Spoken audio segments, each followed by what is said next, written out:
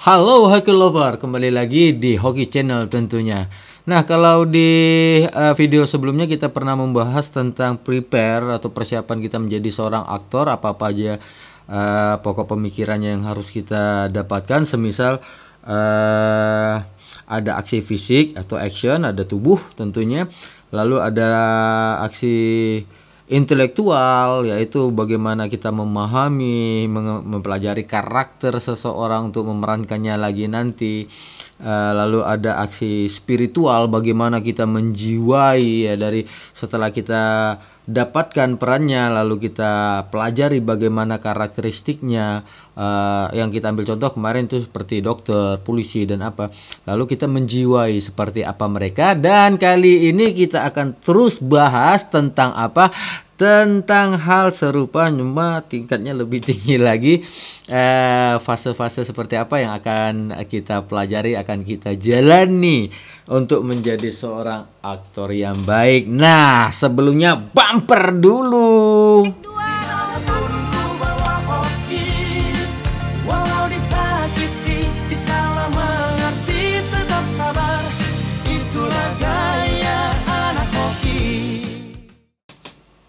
Baik deh Hoki Lover, kembali lagi, dan seperti janji saya tadi, kita bakal bicara tentang dunia acting dan persiapan menjadi seorang aktor. Nah, seperti apa?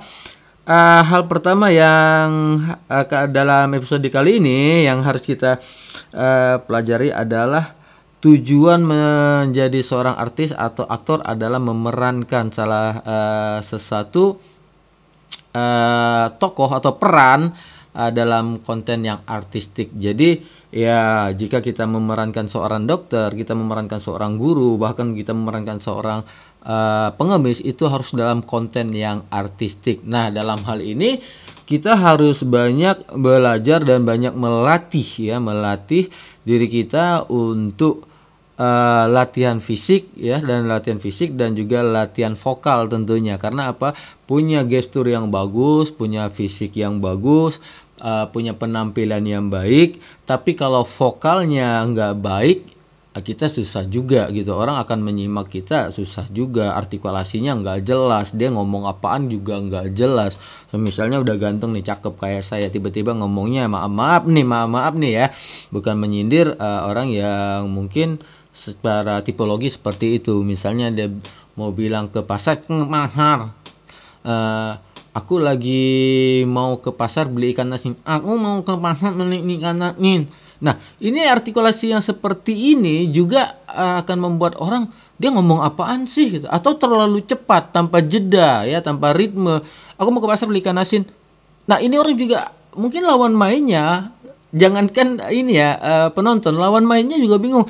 Nih si Om ngomong apaan gitu. Jadi artikulasi dan apa memang harus dilatih, olah vokal juga harus dilatih, gestur juga harus dilatih ya. Jadi ketika mengucapkan a i u e o itu dengan nada vokal yang benar-benar a ya a, bukan a ada i di depannya, a i a, atau ya tetap e. Cuma di dialek bahasa Indonesia ada seperti ember, elang, atau apa gitu ya, enam, nah gitu. Jadi ember, elang. Nah, ini ada sedikit perbedaan, dan artikulasi itu harus dilafazkan dengan baik dan jelas sehingga penonton akan mengerti apa yang kita dialogkan, apa yang kita sampaikan. Jangan sampai nanti ya berbelit-belit gitu, bahasanya nggak jelas, apa yang didengar juga nggak jelas, gestur udah bagus, udah menunjang, tapi olah vokalnya sangat nggak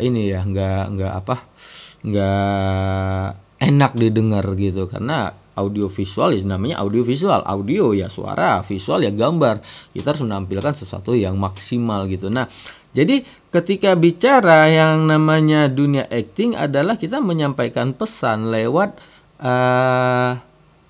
acting kita gitu loh. Kita memerankan tokoh yang lain lewat acting kita. Kita harus betul-betul bisa menjiwai. Menjiwainya sudah dapat, tadi kembali lagi kalau memang pola vokalnya nggak bagus ya kacau juga kan, seperti itu. Jadi ini harus dilatih secara intens. Misalnya ya seperti pantomim, itu nanti akan kita pelajari di episode selanjutnya. Gestur, ekspresi.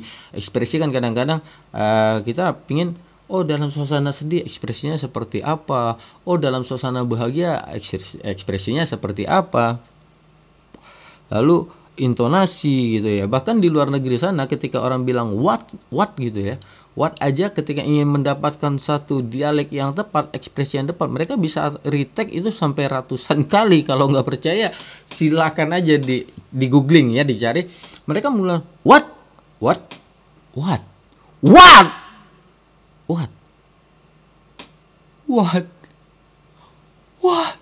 nah itu untuk mendapatkan action dan juga ekspresi yang tepat, mereka sering retake, take ulang.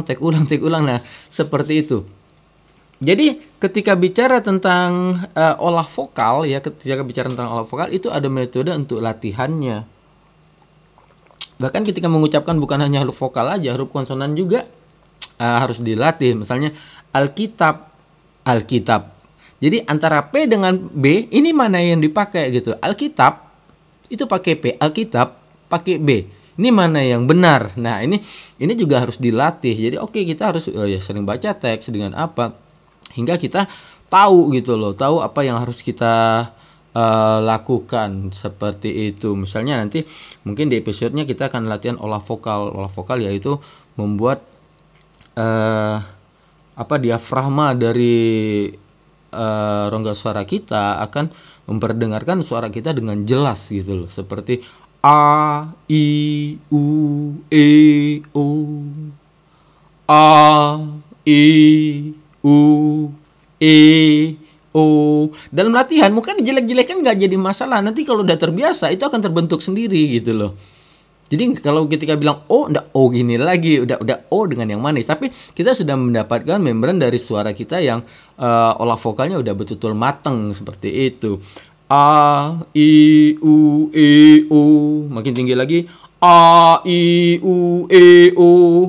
A, I, U, E, O. A, I, U, E, O.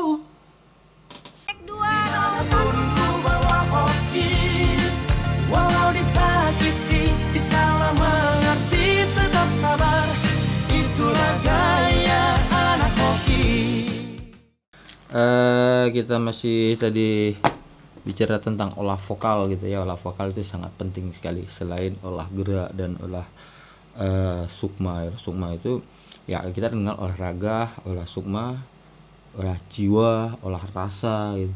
Dimana itu akan sangat membantu kita untuk bisa memerankan karakter si tokoh dengan baik gitu. Oke, kalau kita bicara tentang seni peran atau seni acting, ini adalah proses penciptaan sendiri gitu ya, penciptaan karakter yang berbeda dari karakter kita. Arti kata kita harus menokohkan orang lain menjadi orang lain, memerankan orang lain hingga apa yang kita perankan betul-betul bisa menjiwai. Dan arti kata ya kita layaknya seperti ini si tokoh sebenarnya gitu loh. Jika kita memerankan bahkan ketika kita memerankan sosok misalnya hantu atau apa, atau ya kuntilanak atau apa, kita harus bisa mendalami gitu, menghayati jiwanya gitu loh.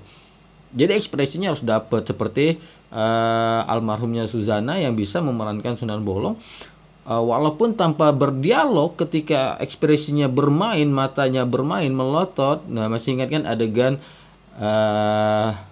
Parto, aku pesan satenya 100 tusuk.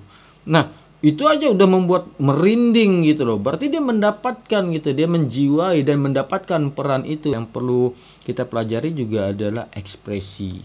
Nah, ekspresi bagaimana ekspresi orang itu yang paling standar adalah ekspresi sedih, bahagia gitu ya kan. Kalem atau berduka ya sama dengan sedih, tapi kalau berduka itu lebih dalam lagi. Kalau sedih biasanya diekspresikan dengan tangisan dan apa gitu. Nah, kebanyakan kita justru berlatih itu di depan cermin. Hoki Lover, cermin adalah hal yang paling bahaya buat kita, khususnya buat mereka pemula yang sedang berlatih acting. Cermin ini adalah sesuatu yang sangat berbahaya. Namun memang dia dekat dengan kita. Kenapa berbahaya? Karena cermin bisa membuat kita tidak pede, membuat kita tidak maksimal, membuat kita tidak natural. Bisa dibayangkan ketika kita mendapat satu adegan yang baik, yang bagus, itu tiba-tiba kita harus latihan di depan cermin dan kita tidak merasa pede. Lalu kita tidak mampu mengembangkannya, akhirnya kita mengimplement dari ekspresi tokoh-tokoh yang lain, mungkin tokoh karakter-karakter yang lain yang pernah kita tonton, kita lihat atau apa, kita masukkan dalam kita untuk memerankan adegan itu. Dan itu membuat kita kayak seperti apa ya, seperti robot gitu, sesuatu yang satu yang bergerak tapi tidak memiliki nyawa dan tidak memiliki rasa gitu. Kalau kita memang ingin mengambil contoh yang sangat natural, kita coba ke pemain watak ya Mbak Christine Hakim gitu ya. Ketika dia memerankan dia marah, walaupun dengan gaya tenangnya, mungkin bisa kekecewaannya dengan apa, dia bisa dengan gaya dia sendiri natural gitu. Mungkin bisa dilihat di film apa ya, Christine Hakim, Yadin, Pasir Berbisik dan yang lain-lainnya, Ponira Terpidana kalau nggak salah, Mbak Christine ya kalau nggak salah ya. Nah, di film-film tersebut bagaimana seorang Christine Hakim itu bisa memerankan sesuatu dengan baik gitu loh. Walaupun ekspresinya nggak harus ketika dia sedih harus sesungguhkan, enggak. Ketika dia marah harus membentak-bentak, tidak. Tapi dia menjiwai gitu loh. Nah, ini harus kita dapatkan. Sementara ketika berhadapan dengan cermin, kadang-kadang ya kita merasa nggak pede, nggak seperti ini, nggak seperti itu, aduh gimana ya, akhirnya kita dalam kejiwaan yang andilau antara dilema dan galau, saya harus berakting seperti apa. Nah, begitu, ini yang harus kita sadari, kita pahami betul. Sementara untuk latihan dasar acting yang mungkin kita lakukan adalah membangun karakter yang sangat dominan dalam kehidupan kita sehari-hari, seperti marah gitu ya. Marah. Kamu.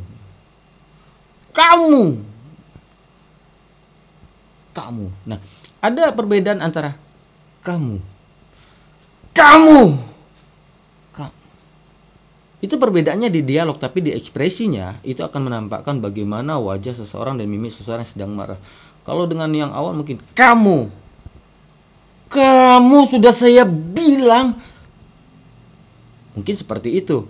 Tapi yang lebih keras lagi mungkin dengan situasi yang sama, kondisi yang sama, dia memainkan karakter untuk menampakkan lebih keras lagi, dia akan lebih mempertebal warna vokalnya. Kamu sudah saya bilang jangan pernah menginjakkan kaki di sini lagi. Nah, dengan warna vokal yang tebal seperti itu biasa digunakan bukan untuk di film, tapi untuk di teater gitu ya, di teater, agar ya kembali seperti yang di episode awal saya katakan, agar penonton bisa tahu emosi yang sedang dilakonkannya itu saat ini seperti apa. Atau ya mungkin tanpa dialog, ada gitu loh, marah yang tanpa dialog, seolah-olah ngedek gitu, di dalam hatinya mau keluar enggak, tapi orang tahu. Nah, ini biasa dimainkan di scene-scene film dengan teknik pengambilan gambar yang tepat, pencahayaan yang tepat. Jadi dia hanya bermain ekspresi aja, tidak ini ya, bermain ekspresi aja, tidak menggunakan dialog.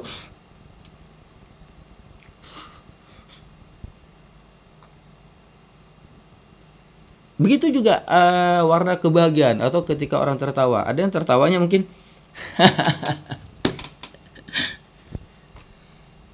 ada yang mungkin lebih terbahak-bahak. Nah, ini ada latihannya gitu. Ada yang mungkin hanya tersenyum sinis. Tapi orang tahu dia menertawakan sesuatu begitu. Nah, ini tidak lepas dari olah vokal tadi, dan juga nanti kedepannya ada olah nafas. Bagaimana kita memancing rasa itu dengan olah nafas. Ketika ingin tertawa terbahak-bahak, napas kita menekan gitu, tarik ke dalam, hembuskan keluar.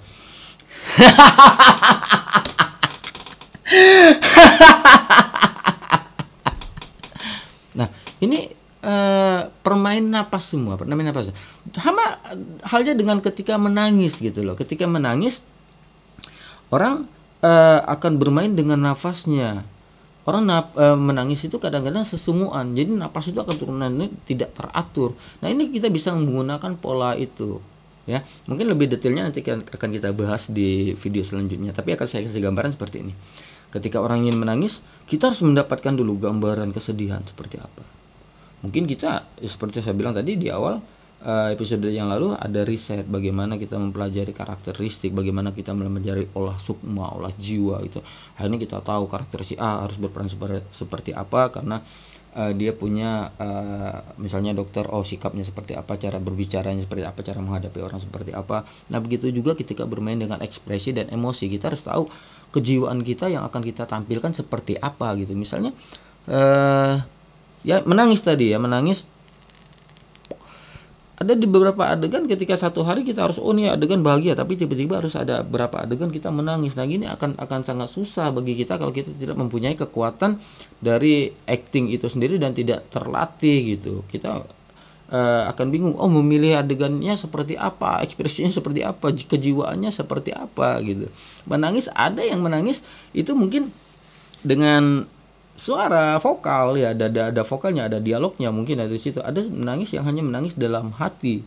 Misalnya ketika orang menangis di dalam hati, orang yang mempunyai talenta yang kuat dalam dunia acting, dia cukup dalam hitungan detik 1, 2, 3 terus sedih, dia membangkitkan gitu loh, membangkitkan rasa sedih dia. Dia bisa mancing dari mana saja, dari pengalamannya, dari dia melihat suatu situasi, atau mungkin dia pernah menonton film lain, dia bisa mengimplant itu ke dalam dirinya, masuk dalam diri, lalu dilahirkan sedih.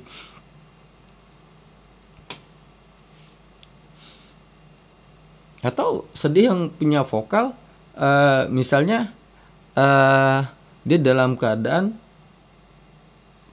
orang tuanya meninggal, misalnya meninggal, ketika dia harus memerankan itu sementara orang tuanya belum meninggal, tentu akan kebingungan buat dia. Tapi dia bisa mengimplement dari sesuatu yang lain. Mungkin dia bisa pernah melihat temannya, saudaranya, atau siapa yang orang tua meninggal, situasi itu menangis gitu loh. Atau nonton di film yang lain, di acara yang lain, menangis. Nah, mungkin dia bisa mengimplement seperti itu, tapi tetap menjadi jati diri dia, tidak menjadi orang tersebut. Misalnya dibangun dengan dialog gitu. Nah, ini yang harus didapatkan adalah pola kita menyiapkan jiwa kita, kejiwaan kita, ya. Tadi ada fisik, ada intelektual, berarti kita memahami, adalah spiritual, ada kita menjiwai gitu. Nah, kita masuk ke dalam olah jiwanya ini, olah sukmanya. Ketika kita menghadapi suatu situasi, tadi orang tuanya meninggal, Pak, kenapa Bapak pergi begitu cepat?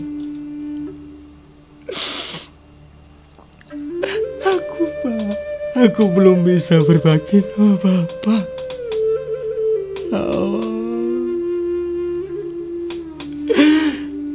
Aku harus bagaimana, Pak? Pak, bangun, Pak, bangun, Pak. Nah, itu bisa kita pancing dengan dialog gitu loh, dan olah napas orang yang menangis itu akan tidak teratur, tidak seperti orang ketika jatuh cinta, ketika orang merasakan bahagia, atau orang menangis kadang-kadang napasnya sesungguhkan dan tidak teratur. Nah, ketika kita mampu bermain dengan nafas, ekspresi, lalu dialog kita bangun, nah orang akan menangkap situasi gitu yang sedang kita lakukan seperti apa. Nah, ini yang memang perlu trik-trik khusus untuk mempelajarinya. Nanti akan kita kupas tuntas seperti apa dan bagaimana teknik-tekniknya. Mungkin kedepannya saya memerlukan seorang talent atau seorang teman untuk memperagakan dari latihan-latihan yang akan kita jalani nanti. Nah, oke lover, dengan berbekal ilmu ini diharapkan aktor-aktor itu bisa lebih memahami tentang tokoh yang akan diperankan dalam perannya dan konflik yang dibangun dalam sebuah cerita.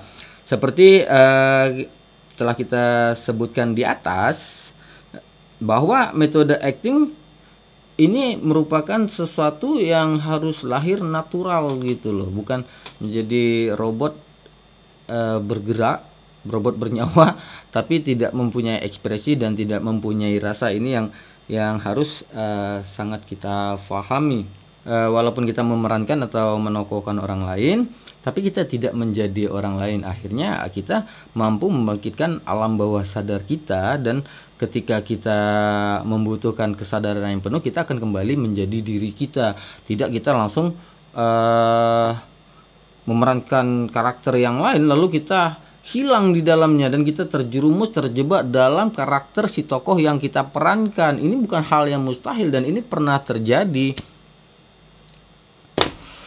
Mungkin Hoki Lover pernah menonton film Batman di mana tokoh Joker sebelumnya itu terlalu secara psikis dia terlalu mendalami dan akhirnya dia merasa dirinya adalah Joker gitu, dan akhirnya kalau nggak salah meninggal karena apa?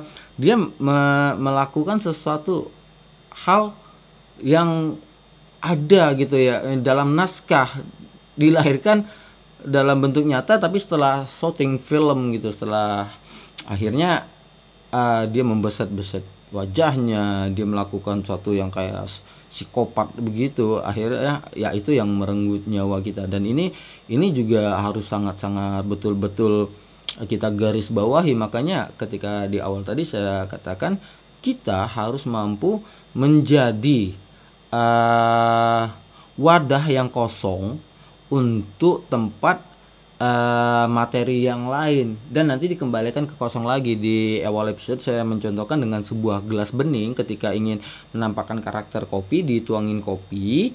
Nah, si gelas tidak boleh merasa seperti kopi atau jadi kopi. Ketika ingin memerankan sirup, kita harus mampu membuang kejiwaan kopi tadi gitu loh. Kita harus mampu menuangkan kopi lagi, kita buang kopinya, kita isi lagi dengan sirupnya. Jangan kita campur baurkan, nanti akan sangat kacau kejiwaan kita. Kopi enggak, sirup enggak. Nah, apa yang terjadi oleh pemeran Batman tersebut akhirnya bisa terjadi pada diri kita. Kita terlalu larut dalam adegan atau dalam karakter dari senario yang kita perankan. Jadi dunia acting ya ngeri-ngeri sedap gitu deh. Kalau nggak betul-betul kita terjerumus di dalamnya. Arti kata ya mungkin karakter kita terbentuk dari salah satu tokoh yang kita perankan, dan kita hidup tidak menjadi diri kita lagi. Kita menjadi orang yang berbeda. Oke, Hoki Lover.